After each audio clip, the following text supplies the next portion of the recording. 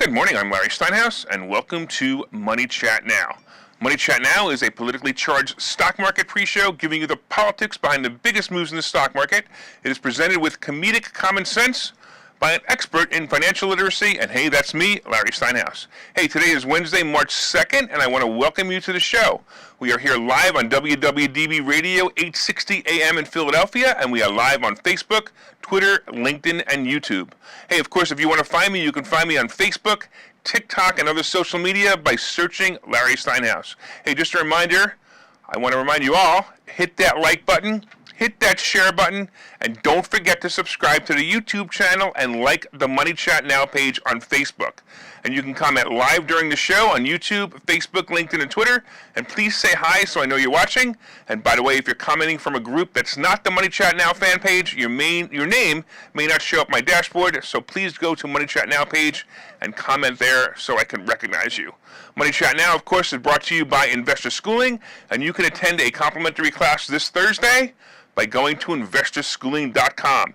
All right, and there you will definitely learn about real estate investing and stock option trading from those who do it every day. Today, we're going to be doing a special edition, a special State of the Union edition of Money Chat Now. So we're going to take a quick commercial, and then we're going to get back, and we're going to get right into that. So see you in a minute.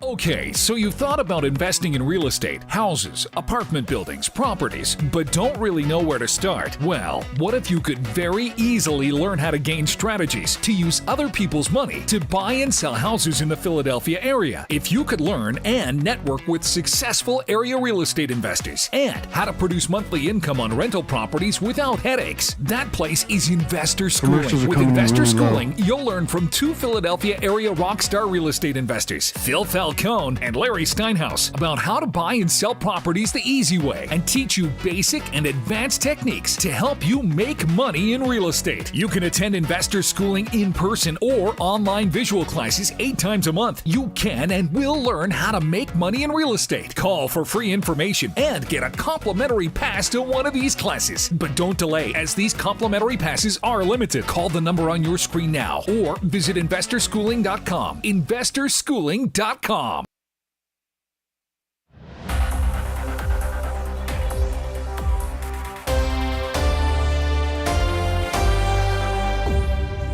All right, welcome back to Money Chat Now, and today's special edition, or special State of the Union edition of Money Chat Now. And I hope you enjoyed the presentation, and don't forget to share it with your friends, share it in groups, leave me comments. I got a lot to cover today, so I may not be able to acknowledge your comments, but enjoy this special presentation, and let's begin. All right, last night we were honored to have the President of the United States enter our living rooms through the idiot box hanging on the wall. By the way, it finally dawned on me where that expression came from. Clearly, it was the foresight of someone who knew Biden was going to be president one day. Anyway, we all know that President Poopy Pants and his minion of Democrats all gathered and watched as Biden told the country and world what a great job he was doing. He got on stage, of course, maskless, and everyone in the room, of course, except for maybe 1 or 2 people, were also maskless. And for those of you sending your kid today in a mask, you should just have your kid identify as the president, and they will be able to go maskless too. Yes, I do realize that most schools are now maskless, but Philadelphia and some other idiot-led schools, I think in New Jersey, are still wearing them. So from now on, what I suggest you do is when your teacher asks what pronoun to identify your child as, make sure you proudly answer president as you take the mask off your child. Now back to the speech. So Butthead Biden started off his address mumbling about COVID and how last year this address could not be had. He quickly went into the war. I swear, as I watched it, all I could think about was, I don't know, that puppet Walter that Jeff Dunham uses in his comedy act. Did you guys think that too? Anyway, Biden went on and on about the war and stated how we stand with the Ukrainian people. And of course it needs to be said, and his writers did a really good job here. You know, it's kind of like the opposite of don't kill the messenger because of the message. In this case, the message was great, but the messenger, well, you know, like I said, it looked like Jeff Dunham's puppet Walter. Only, I kind of think that Biden was funnier looking. Anyway, he goes on and on and on about Putin and on about Zelensky, and said all the right things and all the wrong things, all the wrong things about Putin or whatever, and all the right things about Zelensky, and he just kept going and going. He talked about sanctions and other possible punishments. However, we actually never heard about how he was going to stop buying oil from Russia. The number one trade that Russia sends to America. I find it funny how people are taking Russian vodka bottles off the shelves of bars and liquor stores, but this country is still buying oil from Russia. In fact, in his speech, he mentioned we are now using the reserves again. So for those of you who don't know what I'm talking about here, the U.S. Strategic Petroleum Reserve consists of 4 underground salt caverns along the Texas and Louisiana coasts that currently hold about 605 million barrels of oil. Now, let me explain. That's enough oil to satisfy U.S. demand for several weeks. Yes, I said weeks. This is a scary thought. If you think about it, the supply, by the way, is owned by the U.S. government and managed by the Energy Department. And Biden has ordered some of these barrels, 68 million is what he said in his speech, to be exact, to put into use. So the total barrels held by the entire alliance, by the way, some other countries, is 715 million. Now, when you realize that this oil is for emergency use only, using it to lower oil prices and gas prices is probably not a good use of this oil, especially when it is only a reserve meant for weeks of use, right? However, Biden ordered them to be released anyway. Well, folks, that simply means that Biden will lower gas prices, or at least they won't raise as high as they would in the next few weeks. However, he's putting us all in danger. If World War III really does break out and we need that oil, as countries take sides and stop sending oil to us or even stop producing oil altogether, it's going to be a big problem. This is the think about now ideology that will kill our future. So be careful with this, right? So Biden actually had the nerve to talk about the inflation problem next. He quickly moved on to the infrastructure bill. It was almost like he told the American poor people that, yep, we know we need to talk about you, but I'm just going to mention it for 3 minutes of my speech, and that'll make you all better. Hey, don't forget to vote for me because I recognize the fact that you're poor, and we might have to do something about it. And even though we can't, we won't. So all you poor people who need help, sorry, but it's always Democrats who aren't going to help you, because they never do, even though they say they're going to. All right, I cannot believe the next place he went. He actually told Americans, you ready, to buy American products. Wow, what an awesome soundbite that was. However, if you remember, it was actually Trump who had companies coming back to America, and you, Biden, sent them packing back to China, Mexico, and other foreign countries. Biden then went into automobiles and actually had the nerve to tell the automobile company, you ready, to lower their costs and raise their wages. Oh. It sounds like Biden has never owned a company in his life. Hey, brain dead, I have a great way for the union workers to get more money in their paychecks. You ready? Stop allowing the unions to steal the union dues out of those paychecks. It'll bring about $500 back to the average American family budget. And when the unions go away, it'll allow the worker who puts in more effort to be paid more than the worker who does the minimum it takes to get his paycheck. But what do I know? I'm just a small businessman who actually, has, employees. Anyway, he then talked about the supply chain and the deficit. For real? This guy has done more damage to both the supply chain and increased the deficit second fastest than any president in history. Let's go, Brandon. All right, let's take a quick break, and I'm going to come back and I'm going to talk to you more about this disaster. I'll see you in a minute.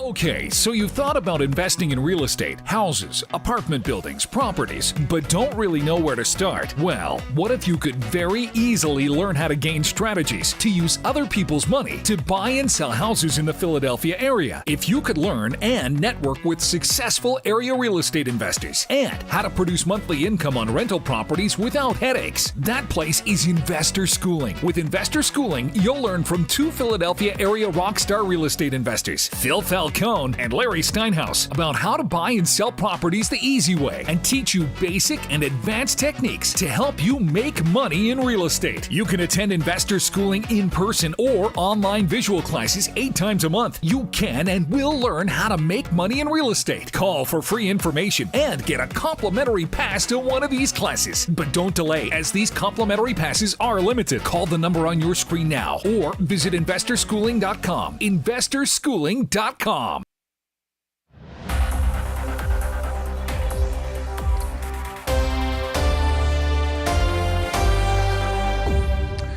All right, welcome back to Money Chat Now. I'm your host, Larry Steinhouse. And of course, if you'd like more information on investor schooling, you can go to investorschooling.com or call 866-424-2829, 866-424-2829. And hey, I want to thank everybody on WWDB Radio, 860 AM in Philadelphia for listening. And if you're watching online, please hit that share button. Come on, this is good stuff. Hit that share button. Hit that share button. We're all fellow patriots. Hit that share button with your Democrat friends and let them know what I think about the State of the Union address, right? You can help your friends learn more about how to make more money. And of course, hit that like button. Let me know you're enjoying the show. And leave comments on Facebook, Twitter, LinkedIn, and YouTube. I am seeing your comments. I'm just moving really fast today because I got a lot to cover, so I may not be able to get to them, but I want to thank everybody online for watching and leaving the comments. I totally appreciate it. And we're going to continue with our special State of the Union address issue of Money Chat Now. All right, don't forget, hit that like button, hit that share button. Don't forget to leave comments because I really love the comments, and I totally appreciate you guys leaving them. And if you're watching anywhere, YouTube, Twitter, everywhere, just make sure you do that. And hey, you guys are on WWDB Radio. If I haven't said it already, set a preset to this channel and listen every day at 7:30. All right, let's get into it. Let's talk about more about what's going on. And here we go. All right, by the way, I really hope you're enjoying this today. Let me know if you are. I totally appreciate that as well. I've said this over and over again, so I want to make sure you guys all let me know you enjoy it. All right, let's get into the second half, and let's go where he went next. So next in his speech, Biden brought up taxes. Hey, all of you listening, I bet you can't wait to pay more taxes. What do you mean, you don't want to pay more taxes? Huh. Well, I have some secrets to pay less taxes, but let's hear about some of the tax plans of the brain-dead Biden administration. You know, he did go into the fact that corporations aren't paying their fair share. You know, look, you want to tax corporations more, that's okay, but they're paying their fair share because the tax code is written a certain way and they're paying exactly what they're supposed to pay. If you, by the way, who's been in office for 40 years, if you didn't want to change, if you wanted to make changes 40 years ago, and they would have been able to change that, and it wouldn't happen, right? Anyway, whoever came up with the marketing idea of pay your fair share was brilliant. I wish I could hire them. I'd love to use them to market my company because that's a brilliant marketing campaign, right? Maybe they'll come out with a slogan for investor schooling that's something like, I don't know, keep more and don't share. All right, I guess I'll have to use that in a seminar or something, but I don't know. Maybe I can come up with something better. Anyway, then he talked about loopholes and other things he tried to introduce a year ago that even the Democrats shut down. You know, like the ending of the 1031 exchange or the step-up basis. And if you don't know what this is, don't worry about it because it doesn't, unless you know what it means, it doesn't affect you. And if you do know what it means, they cancel it anyway. But anyway, the dumbest one was the tax on unrealized gains that he brought up. I can't even begin to tell you how dumb this is. How do you tax somebody on money they haven't made? Anyway, then he goes into things like affordability of pharmaceuticals, college daycare, and senior care. Look, who wouldn't be an advocate for those things? I'm an advocate for all those things. I wish that pharmaceuticals were cheaper. I wish college was cheaper. I wish daycare was cheaper. And I wish senior care was cheaper. Of course, right? But so I'm an advocate. You're an advocate. Everyone says that. But he never definitely actually stated how he was going to reduce these things. In fact, for you guys who don't know, he overturned or at least delayed an order by Trump that would have reduced prices on insulin and other drugs by certain patients. So basically, Trump did what Biden just said he was going to do, and then Biden undid what Trump did to solve the problem that Biden said he's going to do. Ugh, the hypocrisy is unbelievable, right? Unbelievable. So then, of course, you know, the greatest thing that Biden talked about was how he stopped COVID. Really? Stopped it? No, he actually prolonged it. Check this out, right? The actual pandemic, in my opinion, ended on April 2020. Yeah. Scream to me about the deaths and cases, blah, blah, blah. But if you look at this chart, you will actually see, look at the high part of the chart, that we have more coronavirus cases now than we ever had. Yes, that chart, I know it's hard to see it. If you guys are listening on the radio, I'm put up a chart right now that shows that we have the highest amount of COVID cases ever, and this is when everything is ending, right? So what do you think really happened? Well, I guess the common cold is no longer a distraction as we go to war with Russia fighting Ukraine, right? Look at the chart. I mean, it's just amazing. I need my mask. Anybody have my mask? I better put a mask on because this chart's terrible. I mean, it's showing a bazillion cases. Anyway, and by the way, wasn't the vaccine supposed to slow or stop infections? So how could this chart even exist? And by the way, that link up there, it's a real chart. I got the link to show you where I got that chart from. It's real. So, by the way, Biden also talked about the Pfizer treatment for virus, which is now free for all. Okay? So basically, this is a treatment that you take if you get the coronavirus or if you test positive, you can go into a drugstore and get this thing for free. I'm basically thinking that this is going to increase Pfizer's stock, and basically I'm going to guess that Nancy Pelosi just bought it a couple of weeks ago, and that's why they did this, so her money can go up even more. This was kind of funny. He actually went off script at one point, and you got to go and watch this, because I don't know what happened, but he went off script, and he goes, he made me chuckle because he was talking about the vaccine, and then he says something like, and he just like audibly goes, "You can't build a wall high enough." And then he stopped. He actually just stopped and realized what he said. He paused, caught himself, and went back to talking about the vaccine. Yeah, you can't build a wall high enough. And I don't know what he was referring to, but even if he was referring to the vaccine, I don't know how you can't build a wall high enough to keep, of course, the virus out.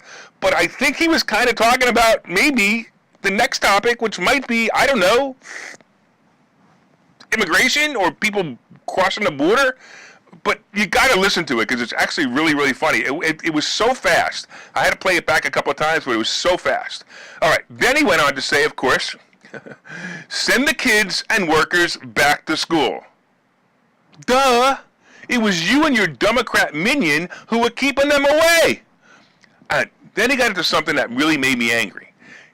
I got angry when he started talking about an officer who was ambushed and killed. In fact, I believe he insulted every officer when he memorialized the officer because you, brain dead, are the reason for the hatred of cops. Now he talks about funding the police, not defunding the police. Shut up, you idiot. Of course, he went on to continue to make sure Democrats can cheat in elections by blocking voter ID and keeping fake mail-in ballots. There was an uproar from the crowd, and I can only guess it was the Republicans who were shouting from the back of the room when the morons in charge said, and I quote, "We need to secure our border and fix the immigration system." No, really. He really said that. He actually said we need to secure our border and fix the immigration system. Maybe, at this point, maybe he's endorsing Trump. We all know Biden screwed it up more than any president in history. And when I played it back, and you got to do this, right? I actually heard people in the back chanting, "Build a wall, build a wall." Go back and listen. It's really, really funny. You can find a copy of this on YouTube. And you can actually hear it in the back. They're yelling, "Build a wall, build a wall." And obviously it's the Republicans, but how funny is that, right?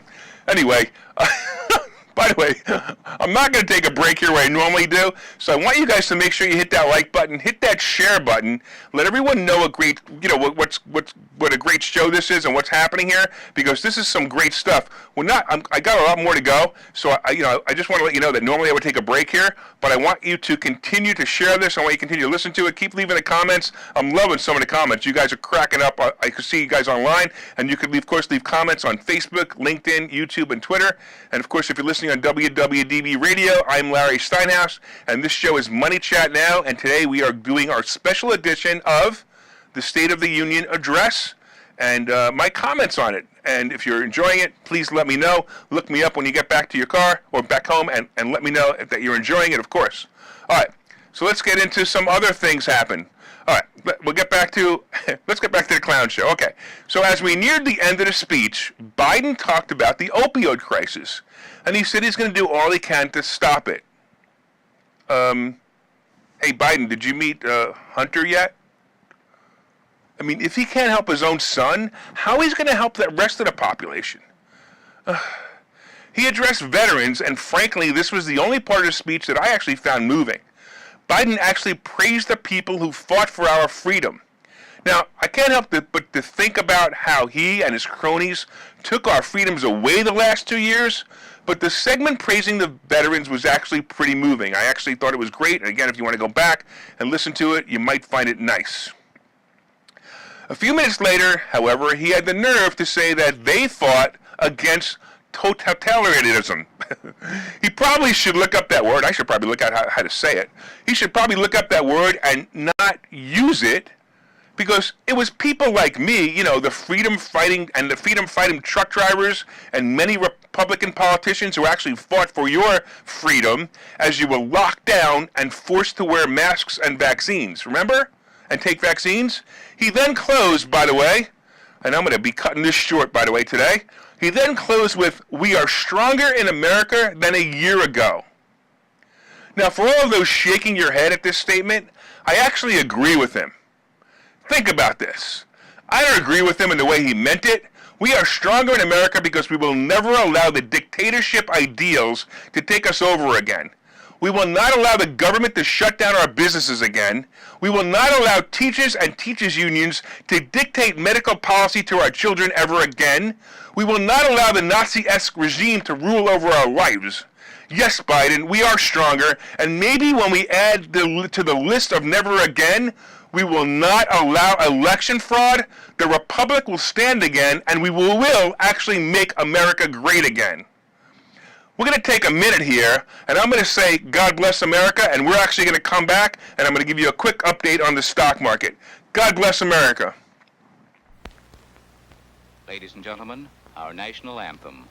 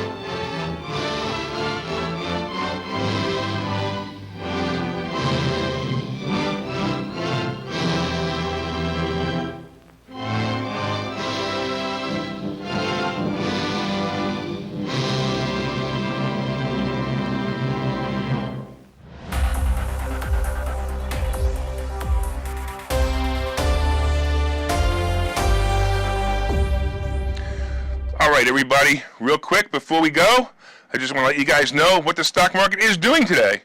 So, because that is what the show is about, right?